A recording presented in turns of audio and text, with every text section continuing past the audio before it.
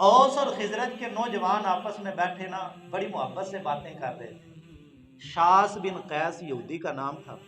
یہ دور کھڑا دیکھ رہا تھا تو اس کے سینے میں آگ جل رہی ہے۔ یہ آیا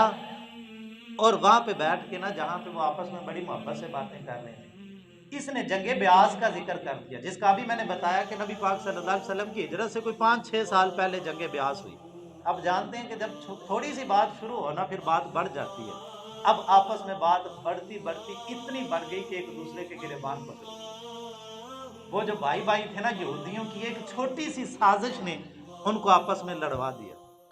مسلمان آپس میں لڑنے لگے، گریبان پکڑ لیے۔ ایک صحابی رسول کو نے دیکھا نا یہ منظر، دوڑتے ہوئے حضور کی بارگاہ میں گئے، یا رسول اللہ صلی اللہ علیہ وسلم وہاں تو مسلمان ایک دوسرے کا گریبان پکڑ رہے ہیں، آنکھیں غصے سے سرخ ہیں، تلواریں میانوں میں مچل رہی ہیں۔ نبی مکرم شفیع معظم صلی اللہ علیہ وسلم دوڑتے ہوئے اس جگہ کی طرف تشریف لائے، دیکھا تو دونوں فریقوں کی تلواریں باہر نکلی ہوئی ہیں، گریبان پکڑے ہوئے ہیں اور ایک دوسرے سے سخت جملوں کا تبادلہ ہو رہا ہے۔ جب آمینہ کے لال کے چہرے کو دیکھا، آقا کریم علیہ السلام نے وہاں پہ آ کے قرآن کی تلاوت شروع کر دی، یا ایھا الذین آمنوا ان تطیعوا فریقا من الذین اوتوا الکتاب یردوکم بعد ایمانکم کافرین۔ اے ایمان والو، ایمان کے بعد اگر یہودیوں کی بات ماننے لگ پڑے تم تو یہ تمہیں ایمان کے بعد کفر کی طرف پھیر دیں گے۔ یعنی جیسے تم حالت کفر میں ایک دوسرے سے لڑتے تھے، اسلام نے تو تمہیں آپس میں بھائی بھائی بنایا تھا، اگر تم نے یہودیوں کی بات مان لی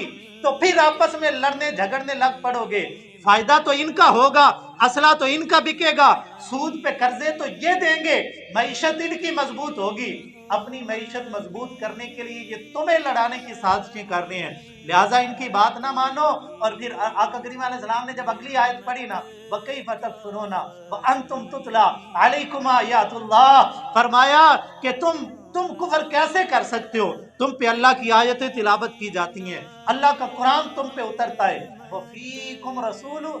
اللہ کا رسول تمہارے اندر موجود ہے، تو اس کے ہوتے ہوئے تم زمانہ جاہلیت والے کام کر رہے ہو۔ بس اتنی آیت آقا کریم علیہ السلام نے قرآن کی آیت پڑھی، جو ہاتھ گریبانوں کی طرف بڑھ رہے تھے نا وہ ہاتھ جڑ گئے،